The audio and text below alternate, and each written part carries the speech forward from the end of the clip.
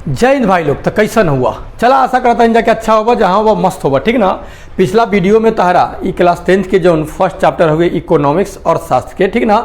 एक में पहले का चैप्टर जो बा अर्थव्यवस्था एवं इसके विकास का इतिहास। अर्थव्यवस्था एवं इसके विकास के इतिहास में तोहरा के पिछला वीडियो में हम बता दे रहनी कि अर्थव्यवस्था का होला, ठीक ना। तो और बाद आर्थिक क्रिया का होला। तो जितना भी कोई काम कुछ ना कुछ करता, जैसे मान ला कि टीचर पढ़ाइत बा, ठीक ना, डॉक्टर अपना डॉक्टरी करत बा, ठीक ना। तो ये सब ओकर आर्थिक क्रिया बा, ठीक ना। और ये अर्थव्यवस्था जौन होकल है आजीविका अर्जन की एक प्रणाली बा। अर्थात कोई भी व्यक्ति कुछ काम कर रहा है या काम से उसको जो भी आय हो रहा है वो उसका क्या हो गया? आर्थिक व्यवस्था हो गया, ठीक ना। और ये जितना भी आजीविका अर्जन करने की जो प्रणाली है, सिस्टम है, इस सब के क्या कहा जाए? अर्थव्यवस्था कहा जाए, ठीक ना। तो अलग अलग अर्थशास्त्री लोग अलग अलग अर्थशास्त्र की परिभाषा दिले बा। जैसे अर्थशास्त्र अर्थव्यवस्था क्या है? तो अर्थव्यवस्था आजीविका अर्जन की एक प्रणाली है, मतलब एक सिंपल परिभाषा होगा, ठीक ना। तो ओकरा बाद हम लेके आयल बानी। ओकरा बाद ये भी तारा के बतौले रहनी कि अर्थव्यवस्था के कौगो क्षेत्र में बांटल गल बा। तो अर्थव्यवस्था के 3 क्षेत्र में बांटल गल बा। एक प्राथमिक यानी प्राइमरी सेक्टर बा, द्वितीयक यानी सेकेंडरी, और टर्शियरी यानी तृतीय क्षेत्र बा, ठीक ना। तो 3 गो क्षेत्र बा। प्राथमिक क्षेत्र में कृषि के रखल गल बा, खेती बाड़ी जितना होगा ओकरा के प्राथमिक क्षेत्र के अंतर्गत। औद्योगिक जितना फैक्ट्री वैक्ट्री बा जरा से सामान उमान बनल है, जौन की प्राथमिक क्षेत्र पर ही आधारित बा, रॉ मटेरियल पर ही आधारित रहा है।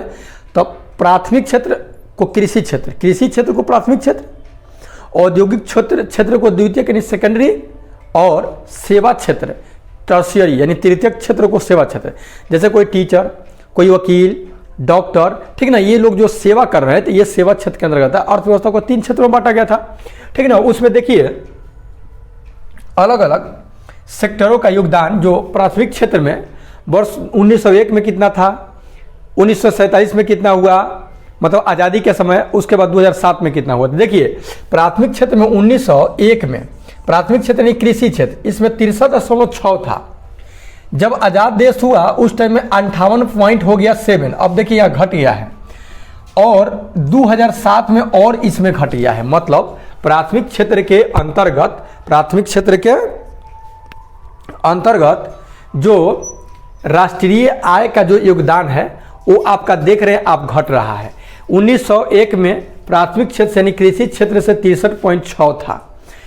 1947 में 58 हो गया, घट गया है, और सबसे ज़्यादा 2007 में घट गया, मतलब प्राथमिक क्षेत्र से, ठीक। द्वितीय क्षेत्र आप देख रहे हैं, द्वितीय क्षेत्र यानी सेकेंडरी सेक्टर जो है, इसमें 1901 में इसमें योगदान इसका था द्वितीय क्षेत्र का 12.7 था, जो कि 1947 में 14.3 हो गया, अर्थात इसमें बढ़ोतरी हुआ है। उसके बाद 2007 तक का आंकड़ा ही निकाला है तो 22.0 यानी 22 हो गया है, ठीक ना, अर्थात द्वितीय क्षेत्र में बढ़ोतरी हुआ है। तृतीय क्षेत्र की अगर बात कहा जाए टर्शियरी सेक्टर में, इसमें देख रहे हैं 1901 में 23.7 था, 47 में जाकर के 27 हो गया, और 2007 में जाकर के 56% हो गया। अर्थात द्वितीय क्षेत्र यानी औद्योगिक क्षेत्र और तृतीय यानी सेवा क्षेत्र, इस दोनों में योगदान बढ़ा है, लेकिन प्राथमिक क्षेत्र में घट गया है। अर्थात लोगों को कृषि पर से निर्भरता घट गया होगा, या कृषि का तौर तरीका मालूम नहीं, जिसके कारण उसका उत्पादन घट गया होगा। टोटल 100 है, ठीक है। तो ये था आपका राष्ट्रीय आय में, राष्ट्र के इनकम में, देश के आय में, आमदनी में, इस तीनों सेक्टरों का योगदान, ठीक बा। यहाँ वे बात के लिख ले बा कि तालिका 1.1 देखा था हुआ, ऐसे स्पष्ट हुए तहरा कि आज़ादी के समय प्राथमिक क्षेत्र का योगदान 58.7% रहे, जो घट करके 22.20 या 22% हो गए। द्वितीय क्षेत्र में 1947 में 14.3 रहलक, लेकिन ये बढ़ करके 22 हो गए। तृतीय क्षेत्र में 27 रहलक, ये बढ़ करके 56 हो गए, ठीक। अर्थात सेकेंडरी और टर्शियरी में स्थिति ठीक बा तोरा, लेकिन प्राथमिक तोरा गड़बड़ हो गए।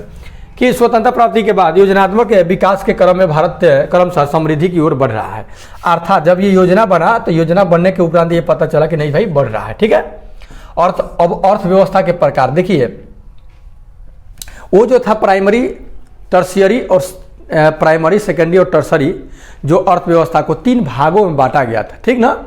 अब यहाँ उसका क्या दिया है? प्रकार दिया गया, टाइप दिया गया है, ठीक ना। वो बंटवारा किया गया था कि 3 गो सेक्टर होगा, क्षेत्र होगा, 3 क्षेत्र में अर्थव्यवस्था से लोग अपना आर्थिक क्रिया 3 क्षेत्रों में करता है। मतलब कि या तो खेती बाड़ी कर रहा है तो प्रथम मतलब उसका आर्थिक क्रिया क्या हो गया, खेती बाड़ी हो गया। अगर मान लीजिए कि कोई व्यक्ति फैक्ट्री में काम कर रहा है तो वो हो गया उसका द्वितीय सेक्टर, और तृतीय सेक्टर के अंदर टर्शियरी सेक्टर के अंतर्गत तोहरा आ जाए कौन, जो भी सेवा कर रहा है, सेवा क्षेत्र, मतलब कि डॉक्टर, इंजीनियर, वकील जो भी है, ठीक है। अब आज पूरे विश्व भर में देखा जाए तो 3 प्रकार की अर्थव्यवस्थाएं होती है। अर्थव्यवस्था के कितना प्रकार हो गया, 3। वो भाग था, ये प्रकार है, ठीक ना। अर्थव्यवस्था के 3 है। एक है आपका पूंजीवादी अर्थव्यवस्था, पूंजीवादी, कैपिटलिस्ट इकोनॉमिक्स। ये कैपिटलिस्ट इकोनॉमिक जो बा पूंजीवादी अर्थव्यवस्था, और एक बटे समाजवादी और एगो बा मिश्रित, ठीक ना। एगो पूंजीवादी, समाजवादी और मिश्रित अर्थव्यवस्था, ठीक ना। तो देखा पूंजीवादी अर्थव्यवस्था कौन जगह पावल जाए, तो पूंजीवादी अर्थव्यवस्था वह अर्थव्यवस्था है जहां उत्पादन के साधनों का स्वामित्व, मतलब स्वामित्व जो होता है, मतलब मालिक, जो मेन जो आदमी होगा वो निजी व्यक्तियों के हाथों में रहेगा। अर्थव्यवस्था, पूंजीवादी अर्थव्यवस्था वह अर्थव्यवस्था है जहां उत्पादन के साधन, जितना भी उत्पादन के साधन है जिससे कोई चीज़ उत्पादन होता है, उस पर जो मालिकाना जो हक होगा किसी प्राइवेट आदमी का होगा, निजी आदमी का होगा, उसमें सरकार का कोई हस्तक्षेप नहीं होगा। मतलब उसमें सरकार के कौनो भागीदारी नहीं हुई, बात समझ लो। ऊपर कवना के आदमी, निजी आदमी के, मतलब कोनो प्राइवेट आदमी के हाथ रहे, ठीक न होता है। इसका उपयोग अपने निजी लाभ के लिए करता है, और उसका उपयोग जो करेगा लोग अपने निजी लाभ के लिए करेगा, वो दूसरे के लाभ के लिए नहीं करेगा, ठीक। अर्थात मतलब कि मान लीजिए किसाने हैं तो खेती कर रहा है, तो खेती कर रहा है तो वो उसका है, उसमें सरकार का कोई भागीदारी नहीं है, वो बेचेगा, अपना पैसा कमाएगा, ठीक है ना। उसमें सरकार कुछ नहीं करेगा। जैसे अमेरिका में, जापान में, ऑस्ट्रेलिया में, यहाँ जो हवे ये सब पूंजीवादी अर्थव्यवस्था बा। कौन सा अर्थव्यवस्था बा, पूंजीवादी, मतलब पैसा वाला, समझ लो। दूसरा हुए तोरा समाजवादी अर्थव्यवस्था। समाजवादी अर्थव्यवस्था, इस समाजवादी अर्थव्यवस्था जौन बा एकरा अंतर्गत जौन कोनो भी अर्थव्यवस्था के जो अंग बा, प्राथमिक क्षेत्र या द्वितीय के तृतीय, इस सब पर जौन अधिकार बा उस सरकार के बा। कौना के बा, सरकार के पास रहता है, जिसका उपयोग जो होता है सामाजिक कल्याण के लिए होता है। उस चीज का उपयोग समाज के कल्याण के लिए, उसमें निजी अपना लाभ के लिए था, में समाज के कल्याण के लिए। जैसे चीन, क्यूबा, ये सब जो देश हुए इनमें समाजवादी अर्थव्यवस्था बा। अब ऑब्जेक्टिव तोरा क्वेश्चन ये पूछी कि बताइए भारत में कैसी अर्थव्यवस्था है, सॉरी अमेरिका में कैसी, भारत वाला तो पूछो करेगा मिश्रित है जो कि आगे पढ़ रहे हैं। अमेरिका में कैसी अर्थव्यवस्था है, तो अमेरिका में समाजवादी अर्थव्यवस्था नहीं, पूंजीवादी है। क्या है, पूंजीवादी। जापान में कैसी अर्थव्यवस्था है, तो पूंजीवादी। लेकिन वही कहते हैं कि चीन जो है, चाइना, तो चीन में और क्यूबा में कैसी अर्थव्यवस्था है, तो ये है आपका समाजवादी, जो कि उत्पादन का जो साधन जितना भी है, जो सेक्टर प्राथमिक, द्वितीय का तृतीय की सब पर जो है अधिकार किसका है, सरकार का है। वो किसके लिए उपयोग करेगा, लोगों के लाभ के लिए करेगा, ठीक ना। मिक्सचर अर्थव्यवस्था, मतलब कि मिश्रित अर्थव्यवस्था। मिश्रित अर्थव्यवस्था पूंजीवादी अर्थव्यवस्था और समाजवादी अर्थव्यवस्था, ठीक ना। पूंजीवादी और समाजवादी यानी समाजवादी अर्थव्यवस्था का मिश्रण है। ये दोनों मतलब कि कुछ पर निजी अधिकार भी और कुछ पर सरकार के अधिकार, दोनों का मिलता जुलता अधिकार रही तो वो हो जाए तोरा कौन अधिकार थी, अर्थव्यवस्था मिश्रित। जैसे हम लोगों के देश, हमारा भारत जो देश है, ये मिश्रित अर्थव्यवस्था यहाँ पाई जाती है। क्या कि यहाँ प्राइवेट भी लोग हैं, प्राइवेट भी अपना कंपनी खोल के रख ले हैं, और सरकार का भी उस पर हाथ है। और मोदी जी, माननीय प्रधानमंत्री जी, देखा जा रहा है कि सबको, मतलब कि एक राजनीति में आता है कि बेच रहे हैं सब चीज़, रेल भेल सबको बेच रहे हैं, ठीक ना। अर्थात कहने का मतलब ये हुआ कि मोदी जी सबको प्राइवेटीकरण कर रहे हैं। प्राइवेटीकरण मतलब कि पूंजीवादी अर्थव्यवस्था की ओर इसको ले जा रहे हैं, ठीक ना। चलिए, तो आई होप इतना बात मेरे प्यारे समझ गए होंगे।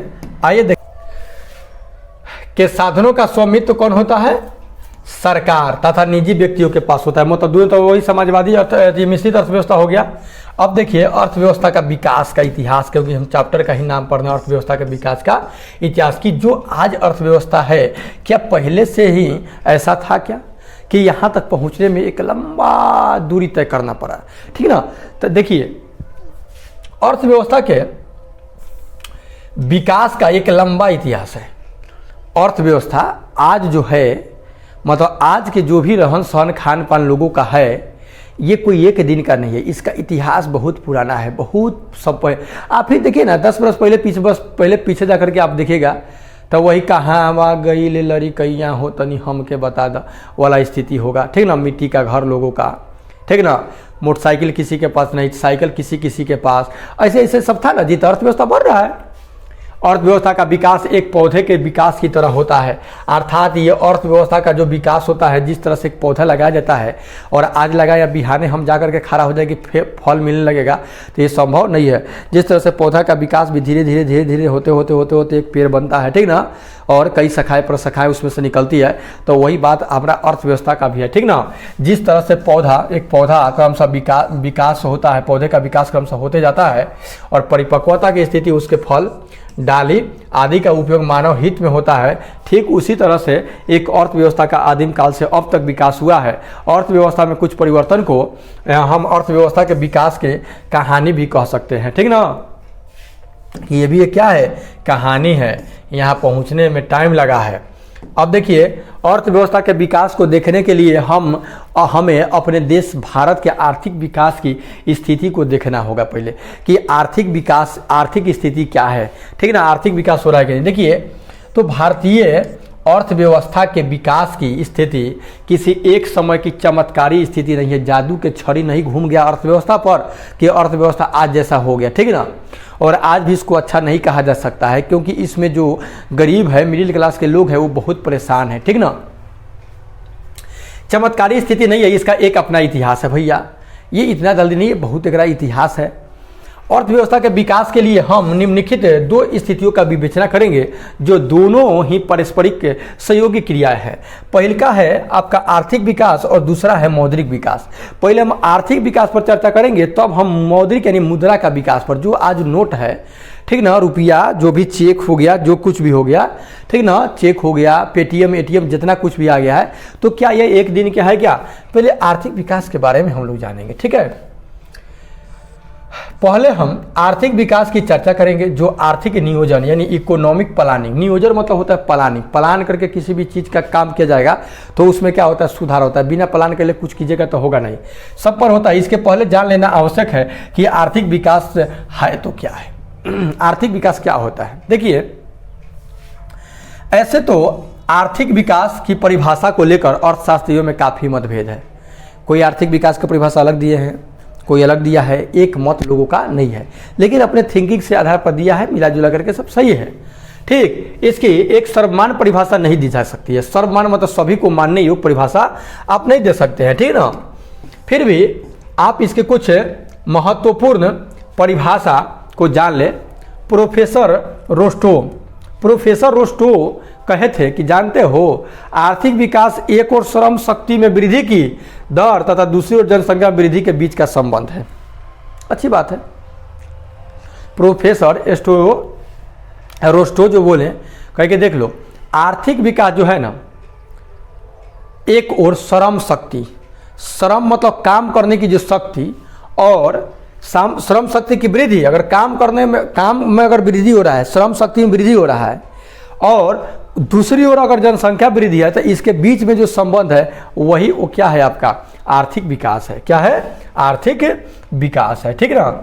आइए, प्रोफेसर किन के अनुसार था, रोस्टो के अनुसार, कि आर्थिक विकास एक और श्रम शक्ति के वृद्धि और दूसरी ओर जनसंख्या के वृद्धि के बीच में क्या है, संबंध है, ठीक ना। समावेशी विकास एक टर्म आता है, इसे पहले जान ले तो फिर अगले शास्त्रियों का हम आर्थिक विकास के परिभाषा को हम जानेंगे, ठीक ना।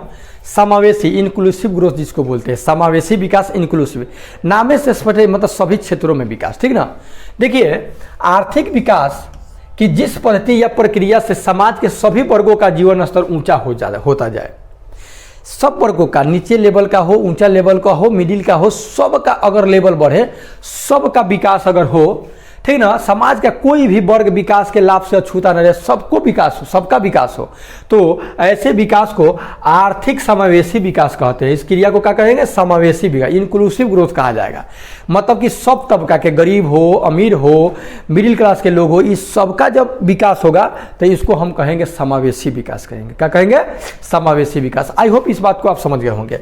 आइए प्रोफेसर मेयर क्या कहे हैं, मेयर और वाल्डविन का परिभाषा जानेंगे कि आर्थिक विकास के संबंध में ये अपना क्या मत जाहिर किए हैं। देखिए, प्रोफेसर मेयर एवं वाल्डविन ये दोनों ने कहा कि आर्थिक विकास एक ऐसी प्रक्रिया है जिसके द्वारा दीर्घकाल में किसी अर्थव्यवस्था की वास्तविक राष्ट्रीय आय में वृद्धि होती है।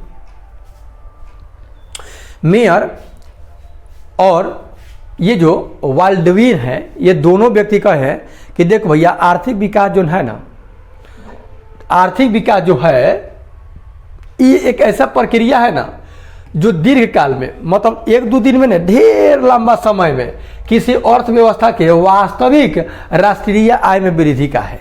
एक दिन में नहीं, बहुत समय लगा है किसी देश के आर्थिक मतलब राष्ट्रीय आय में वृद्धि होने में बहुत टाइम लगा है। इसको कौन कहे? प्रोफेसर मेयर और वाल्डविन, ठीक ना। Economic development is a process whereby an economics real national income increase over a long period of time. ये बात बोले हैं प्रोफेसर मेयर एवं वाल्डविन। अतः स्पष्ट है कि आर्थिक विकास आवश्यक रूप से परिवर्तन की प्रक्रिया है। इन दोनों तीनों आदमी के परिभाषा से ये बात क्लियर हो जा रहा है कि जो आर्थिक जो विकास है, ये समझ लीजिए कि ये आर्थिक विकास जो है ना, ये मतलब कि परिवर्तन की प्रक्रिया है, चेंजिंग की प्रक्रिया है। ये मतलब रुकता उगता नहीं है। आज का जो अर्थव्यवस्था है, आज जिस तरह से आर्थिक विकास हो रहा है, ऐसा नहीं कि ये इसी तरह से रहेगा, आगे जाकर के और बढ़ सकता है, ठीक ना, घट भी सकता है। इससे अर्थव्यवस्था के ढांचे में परिवर्तन होते हैं। इसके चलते प्रति व्यक्ति वास्तविक आय भी बदलती है तथा आर्थिक विकास के निर्धारण निरंतर बदलते रहते हैं। आर्थिक विकास का मुख्य उद्देश्य अर्थव्यवस्था के समस्त क्षेत्रों में उत्पादकता का ऊंचा स्तर प्राप्त करना होता है। अब देखिए, आर्थिक विकास का मुख्य उद्देश्य या आर्थिक विकास होगा, इसका मुख्य उद्देश्य क्या होता है? देखिए, मेन रीजन जो होता है, कारण, वो अर्थव्यवस्था के समस्त क्षेत्रों में, जो अर्थव्यवस्था के 3 क्षेत्र बताए हैं ना, प्राथमिक, द्वितीयक और तृतीयक, ये प्राथमिक, द्वितीयक, तृतीयक, ये तीनों सेक्टरों का क्या होना? विकास होना, ठीक, उत्पादकता और ऊंचा स्तर प्राप्त करना होता है। इसके लिए विकास प्रक्रिया को गतिशील करना पड़ता है, ठीक ना।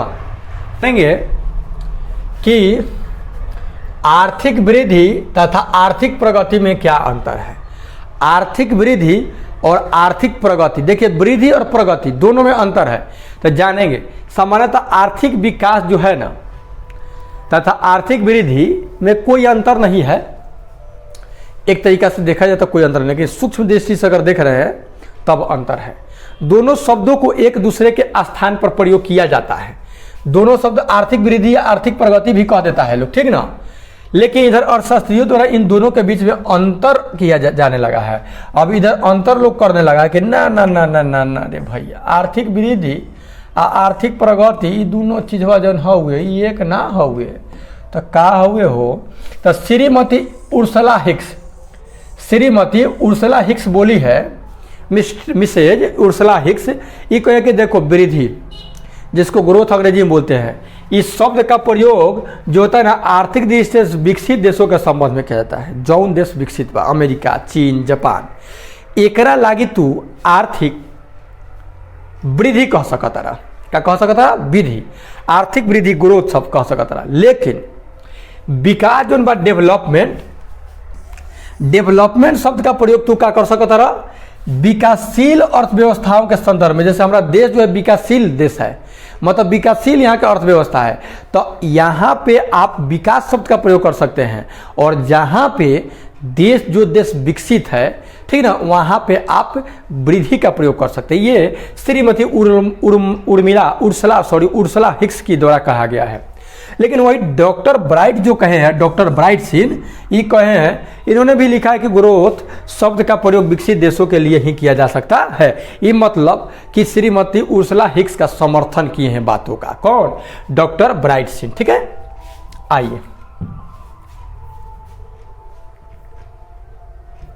भी लोग हैं मैडिसन नामक एक अर्थशास्त्री ने बताया कि धनी देशों में आय का बढ़ता हुआ अर्थ स्तर आर्थिक वृद्धि, तो मतलब बतवा तो हुए होगा, जो धनी देश है, विकसित देश है, उसके लिए वृद्धि शब्द का प्रयोग श्रीमती उर्सुला हिक्स बोली और डॉक्टर ब्राइट सिन भी बोले कि हाँ भाई, जो विकसित है उसके लिए वृद्धि कहो और जो विकासशील है उसके लिए विकास कहो ना, ठीक है। तो ये भी व्यक्ति जो है मैडिसन ये कहे कि देखो भाई, धनी जो देश है, धनी मतलब कि विकसित देश है भैया, उसके लिए उसका आय अगर बढ़ रहा है तो उसके लिए आप आर्थिक वृद्धि कहोगे। उसका अगर इनकम वहाँ का देश का बढ़ रहा है तो उसको आर्थिक वृद्धि कहोगे, ठीक। जबकि निर्धन देशों में आय का बढ़ता हुआ अर्थ स्तर आर्थिक विकास कहा जाएगा। यहाँ पे क्या कहा जाएगा? विकास, ठीक। लेकिन जो धनी देश है उसके लिए आर्थिक वृद्धि, मतलब इसमें कोई ज़्यादा अंतर नहीं है। जहाँ तक आर्थिक प्रगति की बात है, यह एक व्यापक शब्द है। प्रगति जो है शब्द, प्रोग्रेस, यह व्यापक शब्द है। इसका प्रयोग जो होता है ना, किसी आर्थिक इकाई के लिए किया जा सकता है, किसी आर्थिक, इसमें आर्थिक वृद्धि तथा आर्थिक विकास दोनों सम्मिलित होता है। आर्थिक वृद्धि और विकास दोनों को मिला देंगे तो प्रगति हो जाएगा। वृद्धि और विकास को दोनों को मिला देंगे तो प्रगति वाला शब्द आ जाएगा। इसमें आर्थिक वृद्धि तथा आर्थिक विकास दोनों ही शामिल होते हैं। प्रायः आर्थिक प्रगति के स्थान पर आर्थिक वृद्धि या आर्थिक विकास शब्दों का प्रयोग होता है, जनरली रूप से होता है। लेकिन आप आर्थिक प्रगति तब कह सकते हैं जब आर्थिक विकास और आर्थिक वृद्धि को मिला दिया जाए, ठीक ना। आर्थिक वृद्धि और विकास एक दूसरे के अर्थ में भी प्रयुक्त होते हैं। सच पूछा जाए तो विकास शब्द में वृद्धि शब्द का अर्थ निहित है। विकास में वृद्धि ही निहित है, ठीक है। अतः आर्थिक विकास जो है, आर्थिक वृद्धि तथा आर्थिक विकास जो है आर्थिक वृद्धि और आर्थिक प्रगति, इस सब का मिला जुला रूप है, ठीक है। ये में एक बॉक्स दिया है, इसे जरा समझ लेंगे हम लोग। बड़ा इंपॉर्टेंट बात दिया गया है। बात यह है सतत विकास, सस्टेनेबल डेवलपमेंट। अभी बताएं समावेशी विकास बताएं। समावेशी मतलब सभी तबके का विकास। यहाँ पे है सतत विकास। सतत वही लगातार जिसको बोलते हैं। देखिए, आज प्राकृतिक साधनों जैसे कोयला, प्राकृतिक साधन है ना, natural resource, gas, petroleum, one, जल, सूर्य का प्रकाश आदि का इसी तरह प्रयोग होता रहा तो भावी पीढ़ी को इन प्राकृतिक साधनों से वंचित होना पड़ेगा। अगर मान लीजिए कि आपके पास कोई भी संसाधन है, उसका धड़ल्ले से आप उपयोग कर रहे हैं, तो धड़ल्ले से जब उपयोग कर रहे हैं तो एक ना एक दिन वो तो खत्म हो जाएगा। यही नहीं, वर्तमान उत्पादन तकनीक में पर्यावरण प्रदूषण यानी इन्वायरमेंट पोल्यूशन की गंभीर समस्या को भी जन्म दिया है। अब धड़ल्ले से इतना सारा जीवाश्म ईंधनों का आप उपयोग कर रहे हैं, कोयला, पेट्रोलियम, डीजल, जो भी का, तो इसमें होगा क्या कि प्रदूषण भी तो होगा ना। और दूसरी बात, इसका भंडार भी खत्म हो जाएगा। तीसरा बात, प्रदूषण भी होगा। इन सब अनेक उत्पादन क्रिया जल, वायु एवं भूमि को प्रदूषित कर रही है, जो आज एक चिंता का विषय है। इन सब समस्याओं के कारण विकास की वर्तमान पद्धति तथा प्रक्रिया को जारी रखना उचित नहीं कहा जा सकता है, ठीक ना। इसके विकल्प के रूप में सतत विकास या पोषणीय विकास की अवधारणा का जन्म हुआ है। तब इसी को दूर करने के लिए सतत विकास और उसकी अवधारणा पोषणीय विकास की अवधारणा का क्या हुआ है? जन्म हुआ है, ठीक है। देखिए, सतत विकास का शाब्दिक अर्थ होता है, इस सतत जो विकास शब्द है इसका अर्थ होता है ऐसा विकास जो जारी रह सके, कंटिन्यू रह सके, कंटिन्यू, ठीक ना, रुके नहीं, रुकावट नहीं है, टिकाऊ बना रह सके। सतत विकास में न केवल वर्तमान पीढ़ी बल्कि भावी पीढ़ी के विकास को भी ध्यान में रखा जाता है। तो सतत विकास में अभी का पीढ़ी का और आने वाले पीढ़ी का भी ध्यान में रखा जाता है। मतलब लगातार विकास हो, सतत, ठीक ना, ये रुके नहीं। ब्रुंडलैंड आयोग, ये जो ब्रुंडलैंड आयोग जो है, ये कमीशन जो है, ये सतत विकास के बारे में बताया है कि देखो भैया, विकास की वह प्रक्रिया जिसमें वर्तमान की आवश्यकताएं बिना भावी पीढ़ी की क्षमता योग्यताओं से समझौता किए पूरी की जाती है। ब्रुंडलैंड आयोग जो कहा कि देखिए, विकास की वह प्रक्रिया जिसमें वर्तमान की आवश्यकता, अभी वर्तमान में जिस चीज की आवश्यकता है, जरूरी है, उसकी आवश्यकता बिना भावी पीढ़ी, आने वाली पीढ़ी की क्षमता योग्यता से समझौता किए ही आप उसका क्या कर रहे हैं? पूरी कर रहा है, समझौता पूरी की जाती है। तो ये हो गया आपका क्या, ब्रुंडलैंड आयोग के द्वारा सतत विकास के बारे में, ठीक ना। तो सतत विकास मतलब कि जो लगातार प्रक्रिया चलती है, ठीक है। अब देखिए मेरे प्यारे, इसके बाद वाले जो पेज है उस पेज का विवेचना, ठीक ना, उसका पूरा अर्थ के साथ नेक्स्ट वीडियो में हम लेकर के आएंगे पार्ट 3 में, ठीक ना। एक पार्ट 3 और पार्ट 4 रहेगा और तब ये चैप्टर खत्म हो जाएगा, तब इस चैप्टर के पूरा हम क्वेश्चन आंसर आपको करवाएंगे। ओके, तो मिलते हैं नेक्स्ट वीडियो में, तब तक इजाजत, take care and goodbye. Okay.